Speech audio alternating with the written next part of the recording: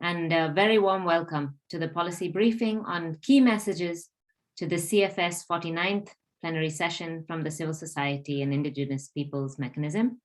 My name is Kirtana Chandrasekaran from Friends of the International and the CSM. And today I'm standing in for Nazira Diaz from the World March of Women in Mozambique, who unfortunately could not be with us. So we hope she will be with us anyway in the next week. In the next hour, we have speakers from the Civil Society and Indigenous Peoples Mechanism who will cover the three main topics of interest here at the CFS.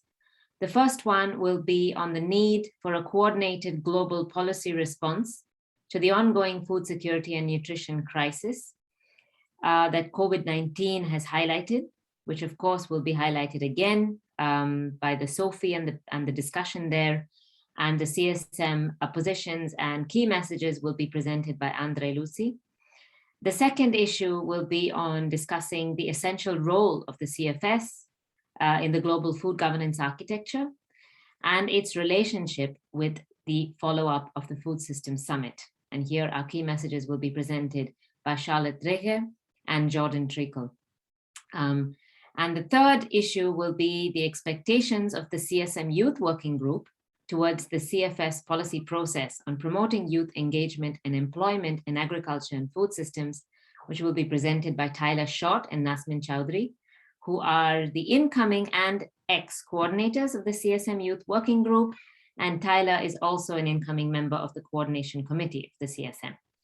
Just to let you know, we will have space after each section for an exchange with all of you on that particular issue or to answer any questions, or we really hope to hear also your positions and things you will bring into the CFS next week. Two more things to say, just technicalities, is that our meeting will be recorded. So if you wish to not appear, please do let us know or keep your camera off. I think you're all familiar with the interpretation function, which is at the bottom right-hand corner with the globe. But if you have any problems, please do type it in the chat and our team will be able to assist you with having it start up. We have a very short time, so I won't go on much longer, but last but certainly not the least, I would like to take this opportunity on behalf of the CSM to thank the outgoing CFS chair for his leadership for these past years, for his warmth and friendship to the CSM, for his foresight on many issues, not least starting the process to discuss the COVID-19 crisis within the CFS. So I'm not entirely sure, I haven't checked all the list of participants, if Tanawat is already here with us. Yes, Tanawat is with us. Yes, he is with us. Okay, well, welcome. Yeah. So very welcome, Tanawat. Thank you very much. Wish you all the best. And we look forward to hearing from you, of course, today as well in this policy briefing. So without any more discussion, I would like to pass now to Andre Lucy for our first set of messages on the food security and nutrition crisis exacerbated by COVID-19. Andre, the floor is yours.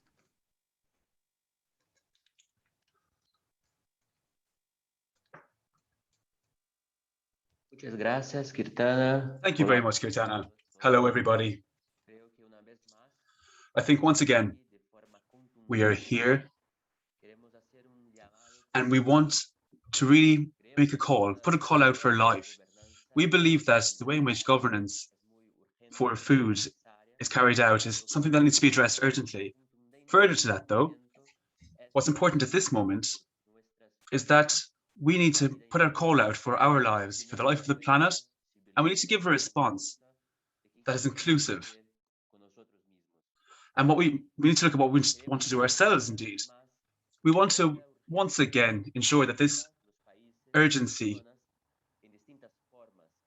affects many countries and affects countries and peoples in different ways. In the Global South, these impacts are far more stringent on countries in the area, and they have a big effect on our food systems. The pandemic showed us that the Global South countries are absolutely being affected by the pandemic, and local food systems are being affected by this too, including in our countries that are heavily dependent on food imports. And equally, we are we have doubts at a large scale, and we want to have a coordinated response to these so that we can guarantee that all countries can have, in their real conditions, a proper response to the pandemic and to ensure proper food security for everybody. We have a position that is shared with the other member states too, looking towards responding a coordinated response because countries are enacting measures. Many international organizations like the International ILO or the WHO have their own approaches, but right now we need to ensure that these measures are properly taken on, and we must guarantee a proper observation of them in a coordinated manner. The CFS is the best space to try and promote this coordinated response. Equally, we want to say that now, just 2 years ago, we created a committed group with member states from the HLPE, from international organizations, so that we could get to know experiences and that we can have community responses. And we saw that a response is indeed feasible. It's a practicable measure. And there's also a need from the CFS to ensure that, together with other member states, we could have a way in which we could update the way in which we actually act, the way the CFS acts, for essential questions, questions that fall under the MyPower of the CFS in a dynamic way, so that we can properly have a joint coordinated response. On the 30th of September, we organized, jointly with the committee group, a seminar to look at the way in which we could adopt measures, political measures, in a coordinated way to tackle COVID-19 and guarantee food security. Our two questions were, what happened and what could we reap and what could we learn from what has happened, and how we could, in a proper, articulated way, act at a local level and a global level in a joint way, like we said. In the next plenary, the 49th of the CFS specifically, it's important, indeed it's fundamental for us to ensure that we can successfully respond. I want to see a centralized focus in debates and decisions when it comes to COVID-19. It's absolutely possible. It's feasible. And as such, we can then update the HLP reports. We can create a working group that would, in an open way, participatory way, have a proper joint response so that over the year 2022, we can raise awareness in our regions in terms of how we can implement this response in a coordinated manner. So from now until the next plenary in October 2022, we can come together and adopt a response for the entire planet. Thank you very much. I am here, and I hope you'll jump on board for this call for life. Thank you very, very much. Thank you very much, Andre, for that pretty clear and concise call out, I would say, to especially the member states assembled here for their support in helping the CFS to play its role, which is a leadership role in doing this kind of coordination at the global level of policies to address what is probably one of the biggest food security and nutrition crises that has affected us in the last decade. So thank you very much. I would like to now open the floor first, perhaps for any permanent reps and member states and governments who are here, who would like to ask questions, anything specific about the CSM's positions, but of course also to share with us anything that you would like to share and exchange, what you will take into the CFS or anything else on COVID-19 response. And of course, I hope Andre will be here to answer any questions. So the floor is open, friends.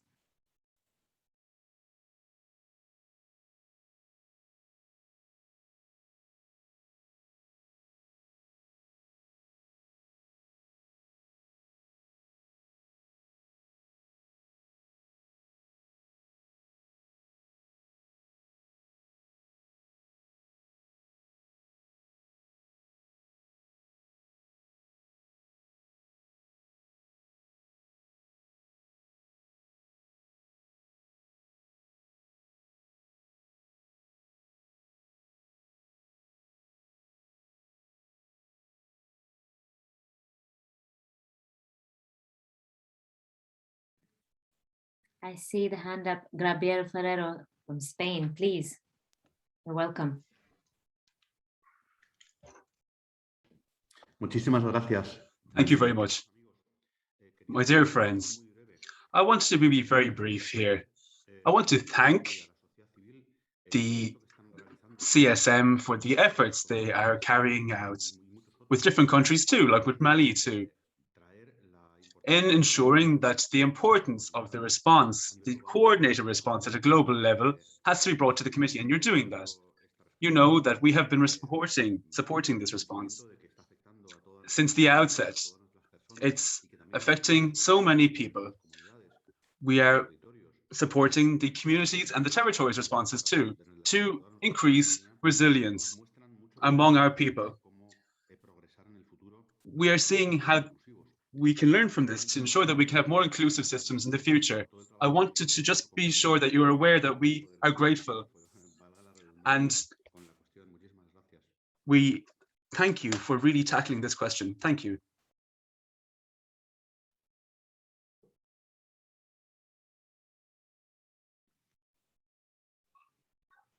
Thank you very much for that, and also for your support, of course, in this process, and for the leadership, I think, of all the member states and the other UN agencies, as well as the HLPE and the Special Rapporteur, who have really led the work of the group of the committed to discuss COVID-19, and who will continue to do so, we hope.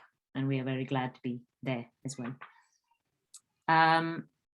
Sorry, I cannot see Delphine Babin. Sorry, I cannot see if you are where you're from. So if you would introduce yourself, thank you very much.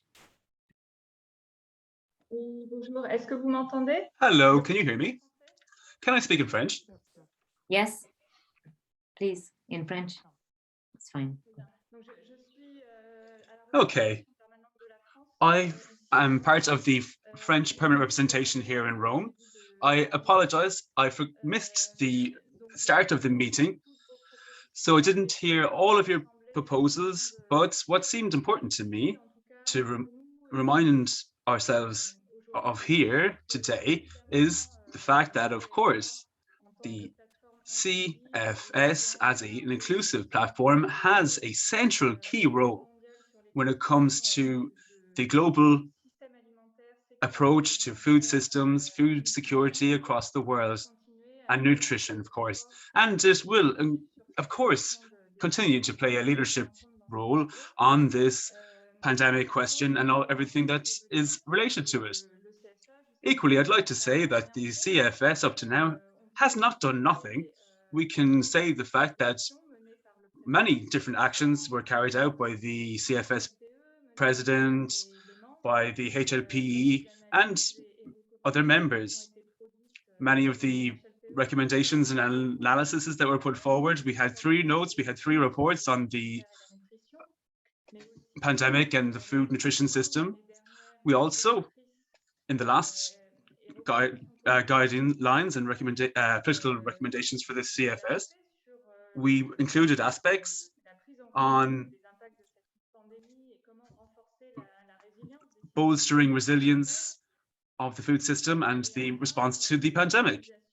And we also organized a number of special events, one in particular last autumn, of this pandemic. We're going to call upon the HLPE and the CFS to continue working on COVID-19 and to maintain their focus on the work they're doing in this regard, in a cross-cutting way, in everything they do. Thank you very, very much.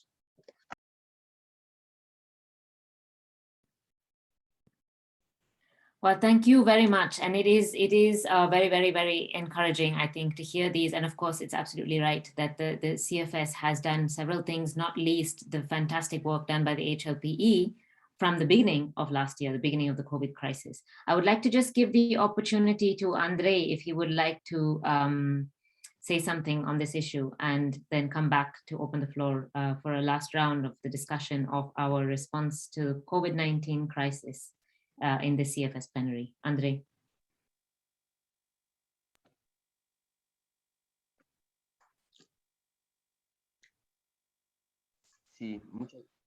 Yes, thank you very much, Kirtana, and the other speakers for coming to this call.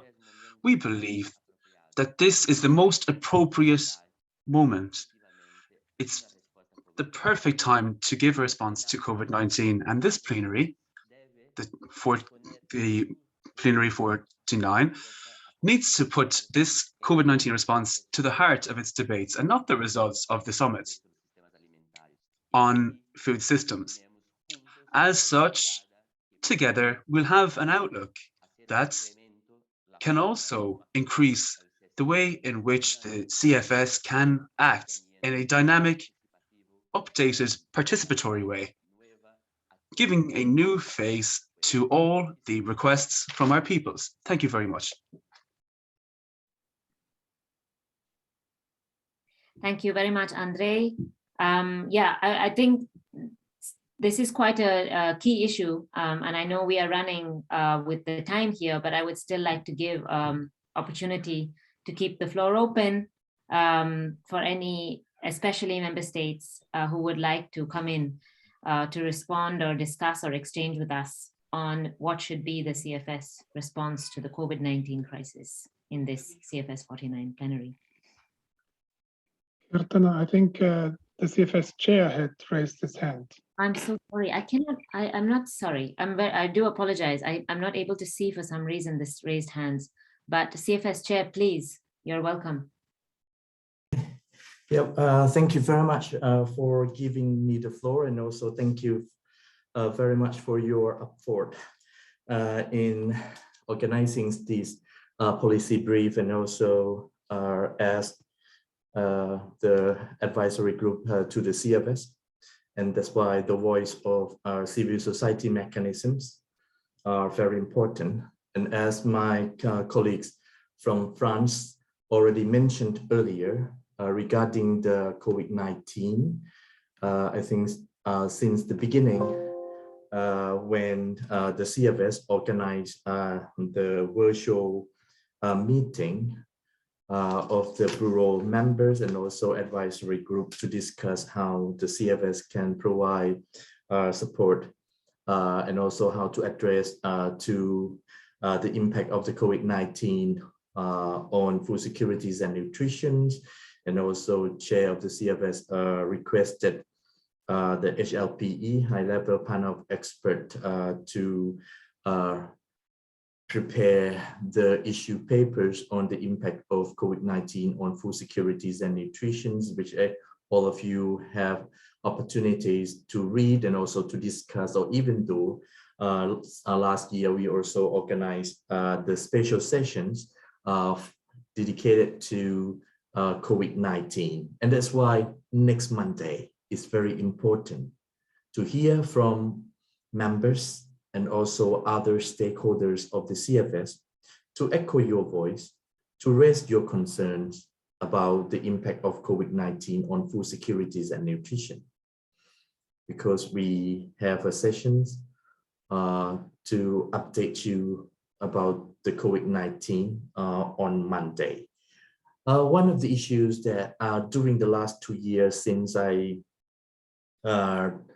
took this role as the chairperson of the CFS, one of the issues that the committees and also its members and the new chairs will need to continue to discuss how CFS can address to the emergencies, how CFS can address to any kind of the situation or emergency situation that cause to food securities and nutrition, because we need to act quicker, faster, and also we know that the CFS have my power, but anyway, we also need flexibilities to make sure that the committee can address to the emergency situation, and also we can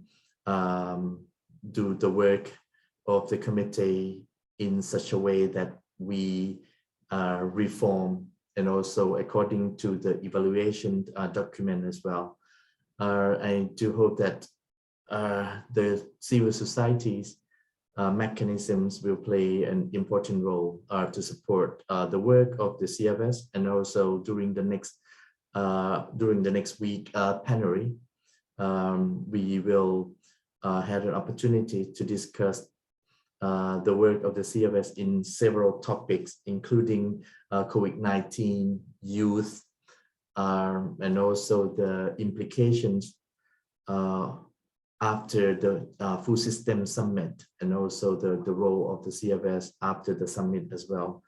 And thank you again for giving me the floor, and also we will continue to have a better collaboration and engagement between, and also constructive engagement between CFS and also CSM in the future. Thank you again for organizing this policy briefing before CFS 49.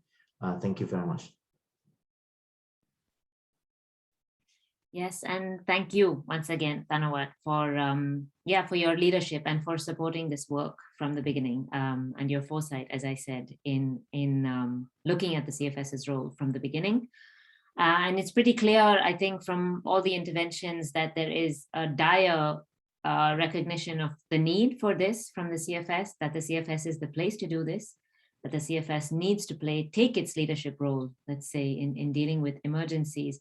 There's no doubt that the COVID-19 emergency is still ongoing.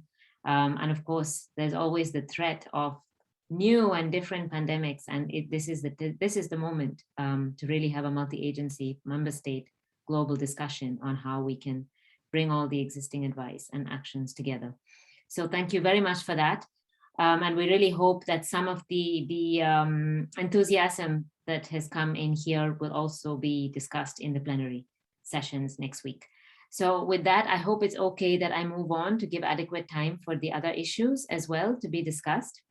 The next session on the messages of the civil society and Indigenous peoples mechanism is on the essential role of the CFS in global food governance architecture, and the follow-up discussions on its relationship post the Food System Summit with the summit follow-up process. And with that, I would like to invite Charlotte Rehe and Jordan Trickle to present the messages. Many thanks, Kirtana. My name is Jordan Treacle. I work for the National Family Farm Coalition in the United States, where we're a member of La Via Campesina and help support the coordination of CSM North America.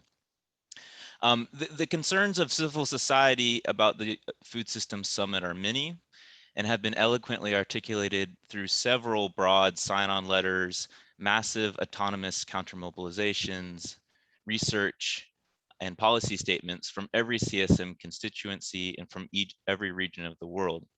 But since our time is short today, I'm just going to focus on a key few issues.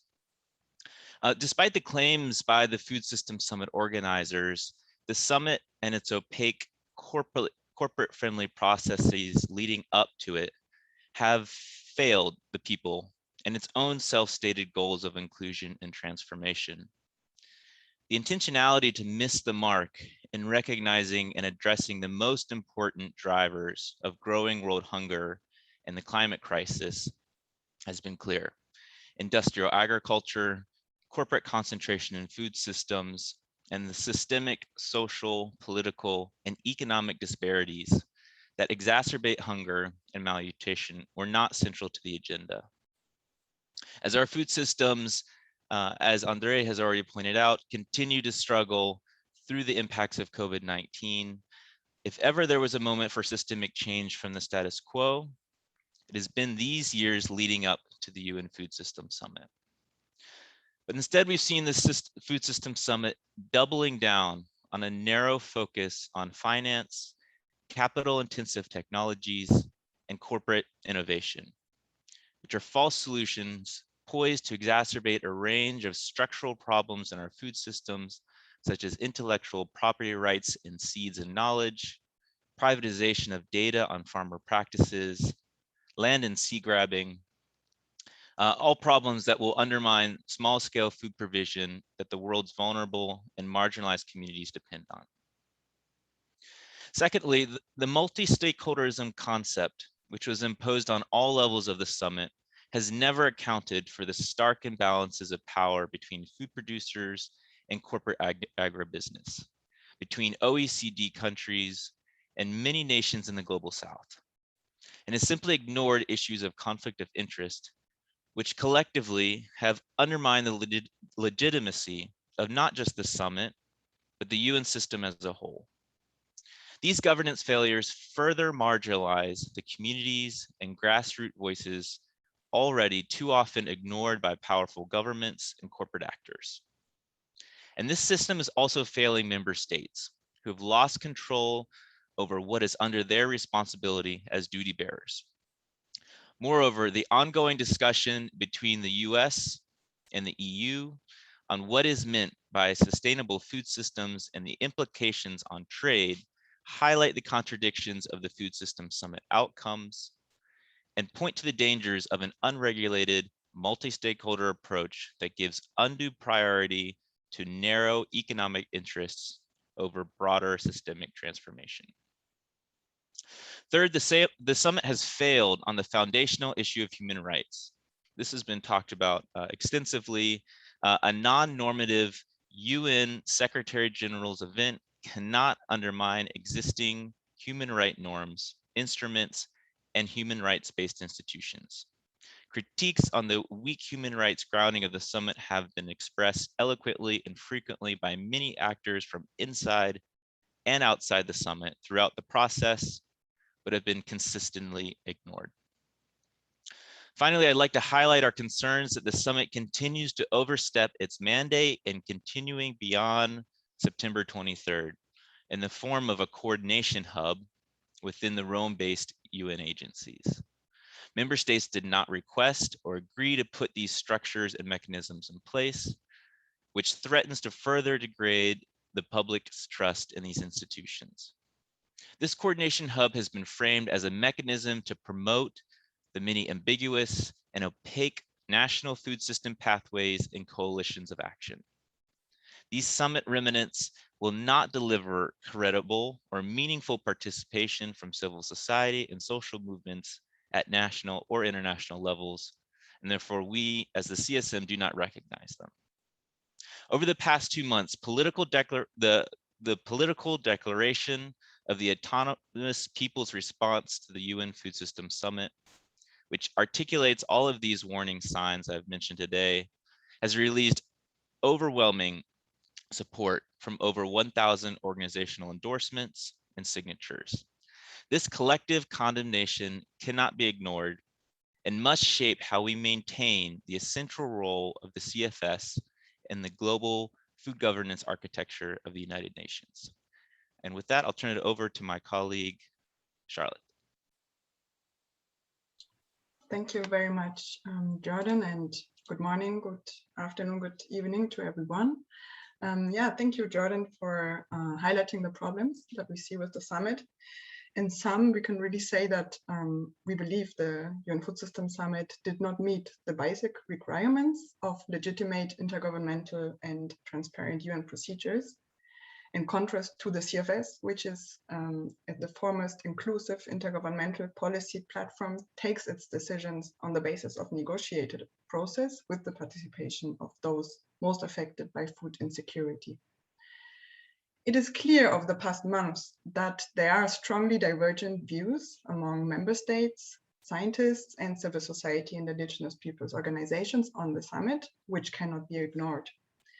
The CFS must ensure a bold and honest assessment of the preparatory process of the summit and its intended follow-up, especially with respect to the legitimate architecture of existing institutions and their mandates. This assessment should also take into account how the summit exerted undue influence on two important negotiations in the CFS, which in our opinion led to very suboptimal results we have taken distance from.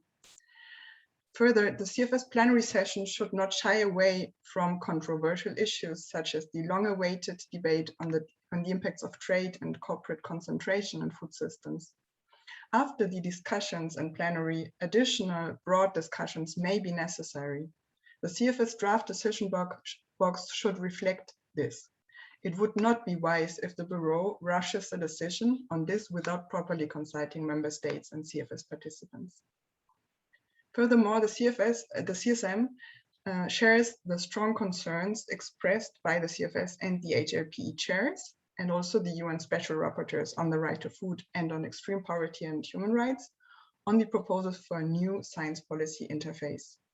This would risk to undermine the role and remit of the HLPE, exclude the voices of many food systems actors, fragment the governance of food systems, and critically undermine the CFS.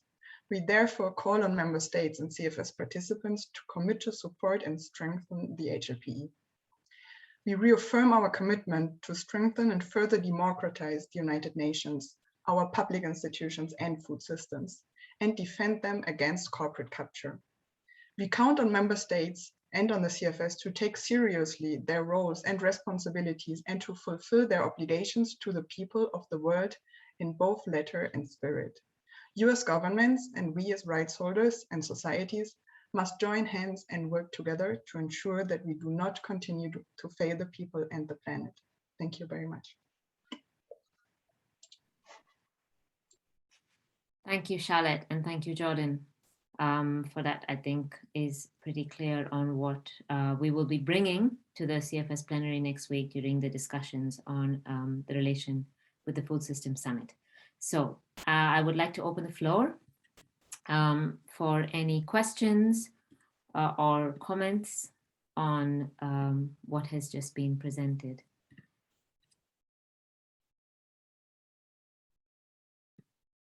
And Marion has just pasted in the chat the link to our policy briefing that is available for all member states.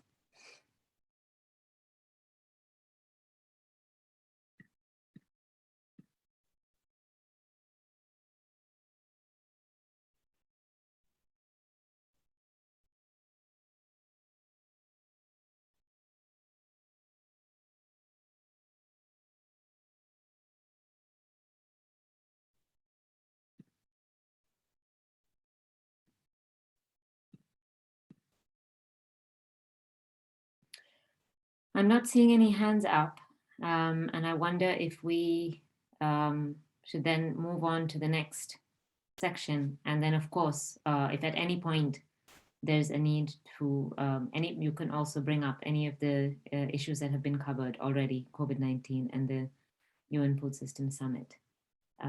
But then I would like to invite Tyler Short and Nazmin Chowdhury to present on the expectations of the CSM Youth Working Group on the CFS policy process on promoting youth engagement and employment in agriculture and food systems.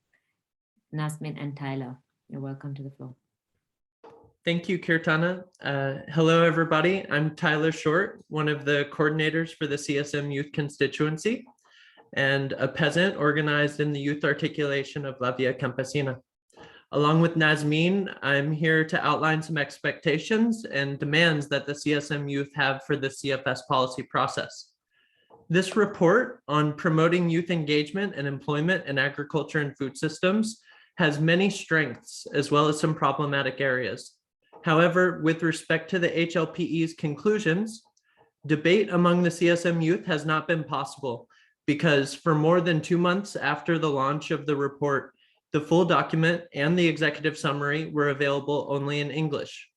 We're very disappointed to learn that the CFS languages are not all given the same priority.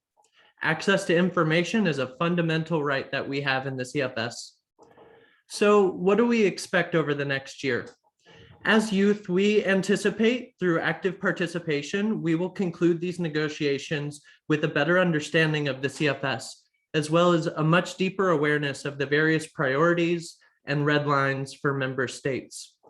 During CFS 48 in June, the rapporteur for the policy process on agroecology noted, food systems transformation, the 13 agroecological principles, digitalization, peasants' rights, women's rights, externalities, ecological footprint, marginalized people. While we may not agree on the definitions or applications, these terms and concepts are part of the world we certainly live in, and referring to already agreed language as the only possible modality of negotiation is not going to help us solve problems.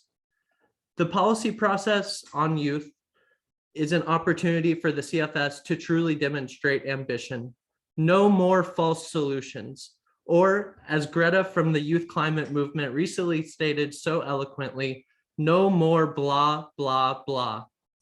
Considering these points, the CSM Youth are preparing for several challenges ahead. We expect that some governments will add a series of caveats to any mentioning of transition or systems change, watering down the recommendations to the point at which they become shamefully inadequate for urgently responding to the holistic solutions that are needed for addressing the intersecting crises that youth face today.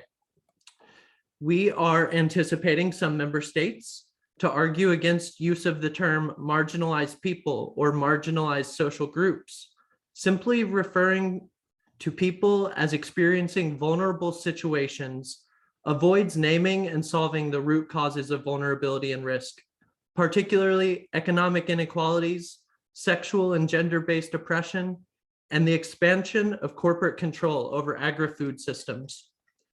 We foresee some governments to resist recognition of the rights of women.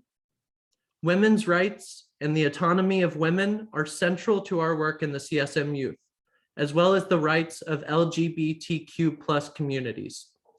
These rights cannot be framed only in the context of food security and nutrition. We cannot solve social problems in isolation. We must be holistic. Moreover, we expect further denial and disrespect for international law, especially from the United States of America. The rights of peasants and other people working in rural areas will be a major reference point for the CSM Youth in these negotiations.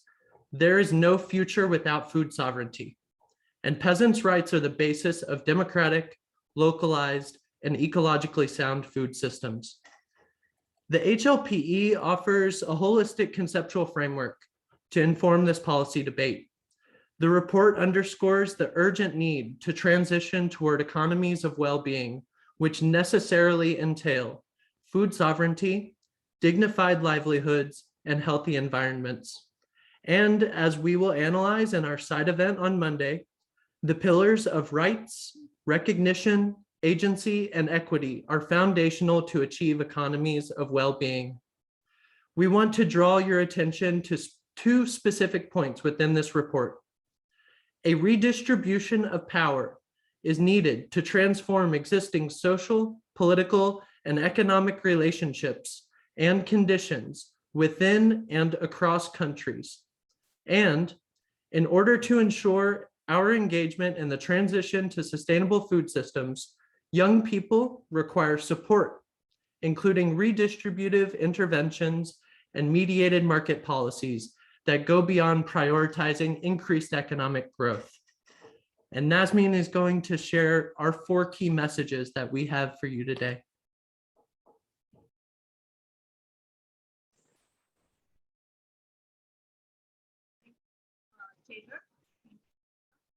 Good afternoon. I'm Nazmin Chaudhary from CSM. Nazmin, I'm afraid we cannot hear you very clearly.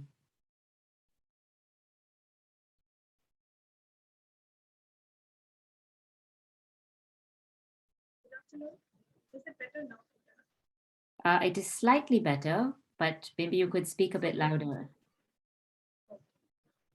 So, Nasmin, apologies to interrupt. This is one of the interpreter. It seems that your microphone is not detected by Zoom. If you check the little arrow beside the microphone, please check that the microphone matches the headset you're using.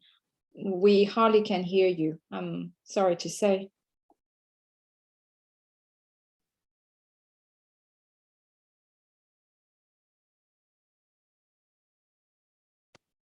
is that better now? Is that better now? Could you move your microphone a bit closer to your mouth and see if that makes a difference? Okay, is that better now? Try without the microphone, unplug the microphone and try without. Maybe that would be just enough.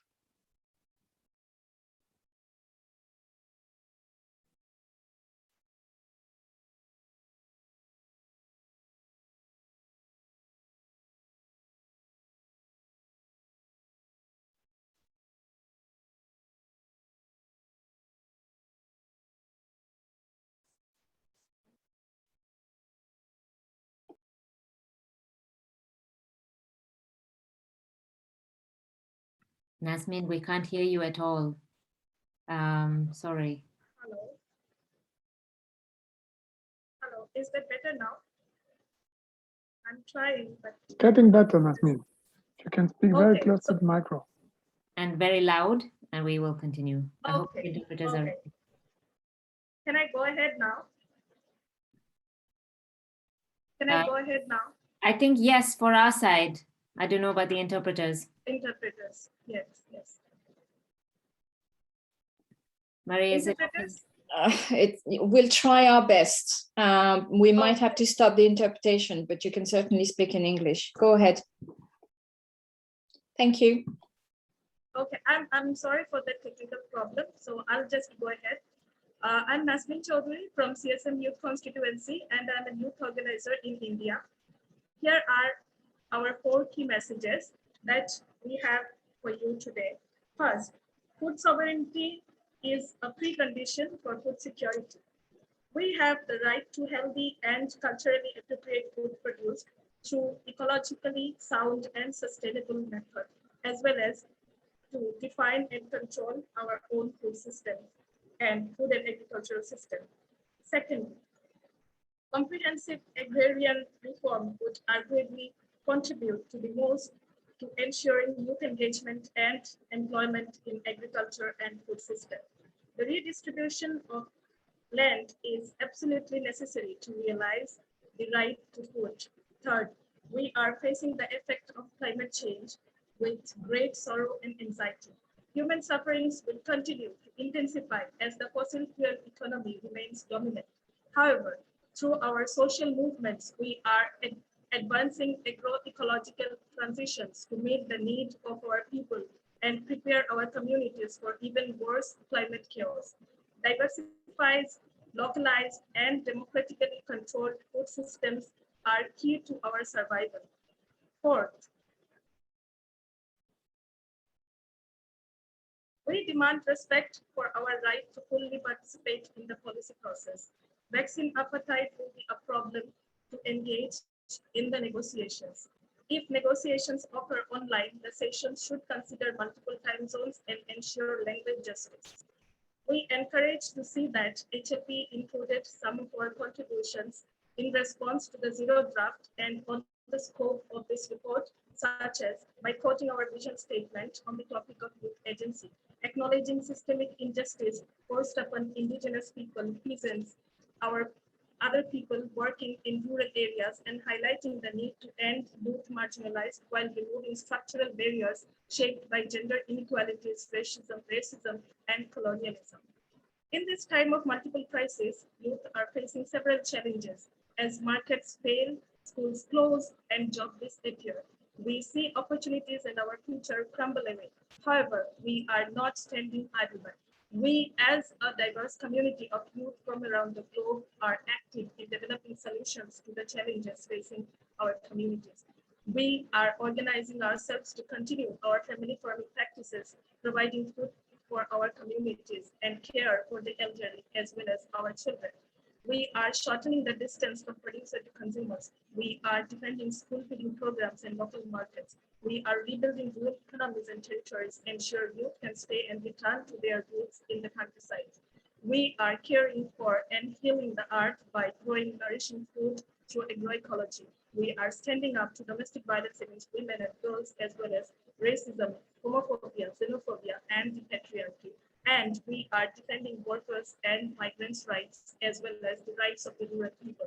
We are also imagining new ways to organize the world order, challenging the power structures and putting human rights-based approach at the center, envisioning healthy, sustainable, and dignified food system, and taking steps towards achieving them in our own constituencies and territories. And now, here at the CFS, we are elaborating public policy demands to ensure that radical transformation occurs now, before it is too late. Thank you so much. Thank you, Nasmin. And I think it worked in the end. We had interpretation for this. Fantastic. We should not to miss any of your points.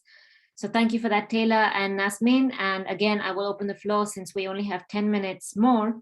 I would really like to now invite, particularly, of course, the member states, permanent representatives, ambassadors, and government representatives here to ask questions, but also share with us your, in a kind of exchange, your what you will bring into the CFS plenary or your thoughts about our positions. You're very welcome. And any of you who would like to take the floor, please go ahead.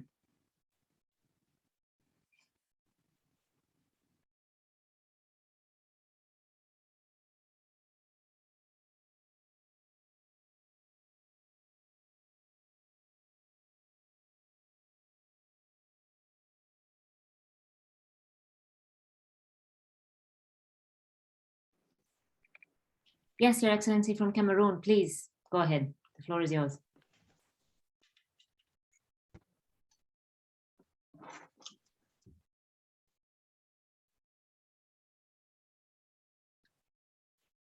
Well, thank you very much for this opportunity and for joining you in this meeting of the CSM.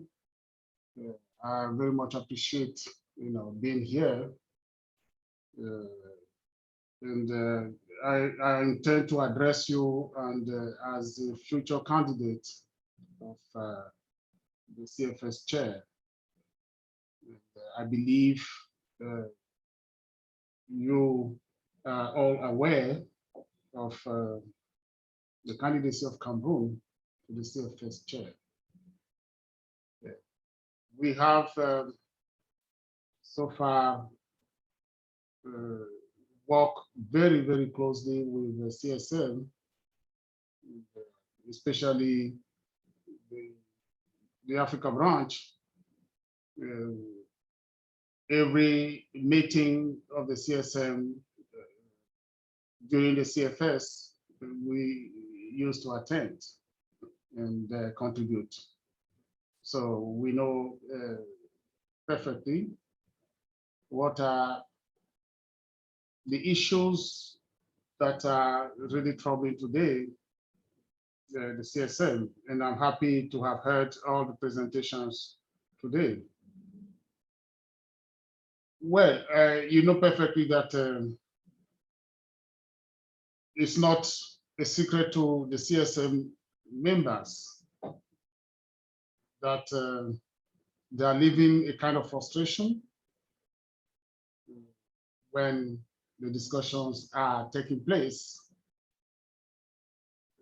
But also you might, for those who have attended the meetings, especially when we were negotiating the voluntary guideline for food system and nutrition, where that frustration arrived at a climax.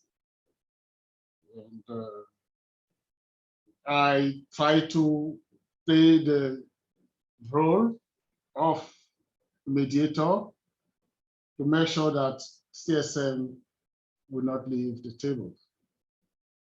And luckily, we succeeded. And I want to be thankful to all the members who accepted that. Now, if I may, I will tell you exactly that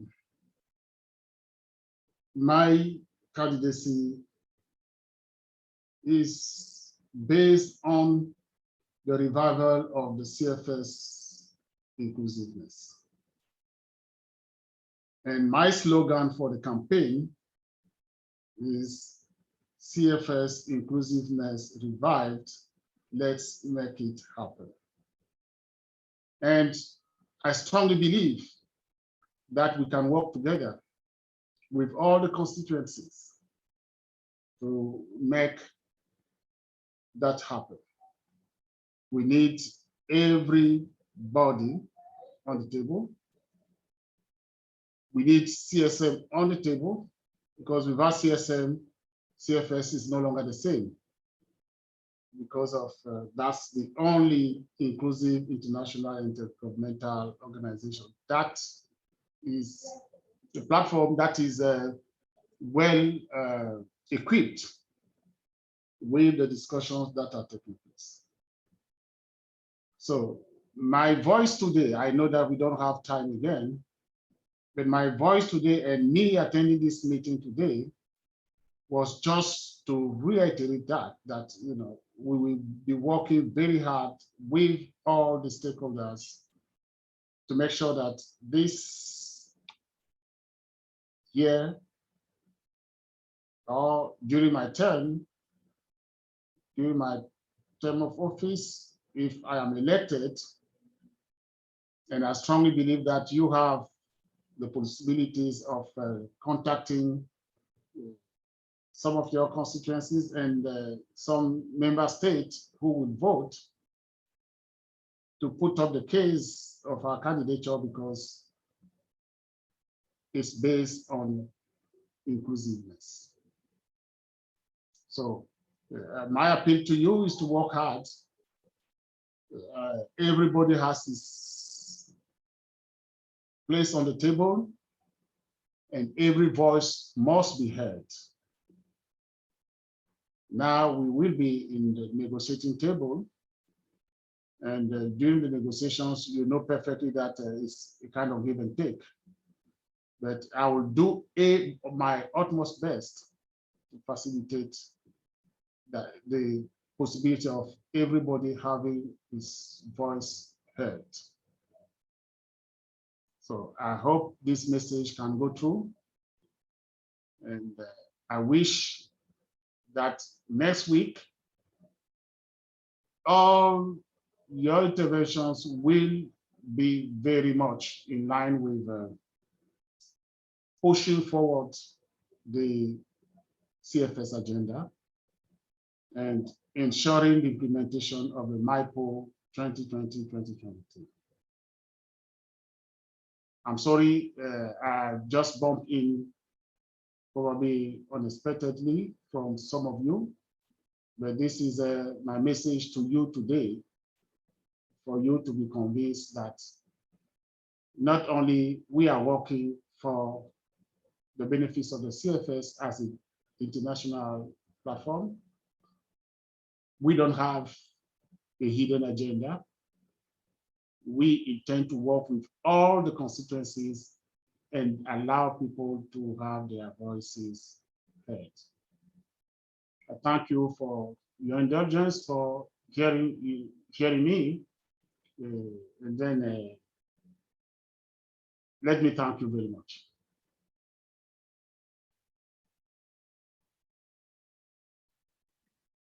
Thank you, and many thanks to you, Mr. Mehdi Wongui, for that. And I can certainly say it is very encouraging for us, and it has been very important for this briefing that we have both the candidates for the next CFS chair here, as well as the outgoing chair. And I think it shows, hopefully, how well these roles can work in the CFS. And as the CSM, we of course know, I mean, we have remained extremely committed as from the time of the reform process of the CFS to its first policy negotiations process, the voluntary guidelines and the tenure guidelines, up to the latest. The CSM has been a very, very strong and committed part of the CFS body, and we will continue to do so. And we certainly reaffirm very much our commitment to retaining the CFS as the key place for the global governance of food security and nutrition, human rights, and affected peoples. And we will continue to work with the next CFS chair very, very closely. And we welcome both of those. Yes, so thank you very much. I'm not seeing any other hands. We still have 1 minute if somebody would like to jump in.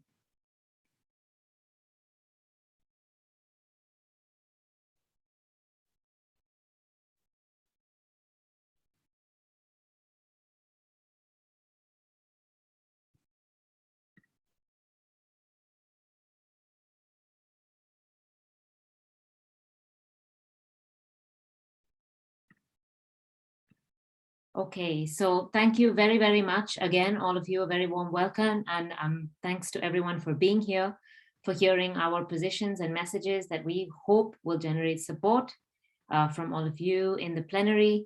Thanks for all your contributions. And I would like to just mention 2 things here in our closing. One is that we would like to really invite all of you to attend the CSM side event, which will be on Monday at lunchtime, which is on the youth leading radical transformations towards economies of well-being, which is being organized by the CSM Youth Working Group and the UN Special Rapporteur on the Right to Food. So please do join us there if you can. I would also like to reiterate what Andre had mentioned, that there is a group of committed member states, UN agencies, the UN Special Rapporteur, the HLPE, and the CSM who are working on the response to the COVID-19 crisis. It's an open group. You're all very welcome. And I think if you are interested, the best place is to send a message to Michael Fakhri, the UN Special Rapporteur on the Right to Food, who chairs some of the meetings, to indicate your interest. Please do follow us on social media, on Twitter at CSM for CFS. Through the next week, we hope our lines of communication will be always remain open. And we look forward to sharing with you also during the week, next week, and working together. And with that, I think, yes, thanks again to all of you.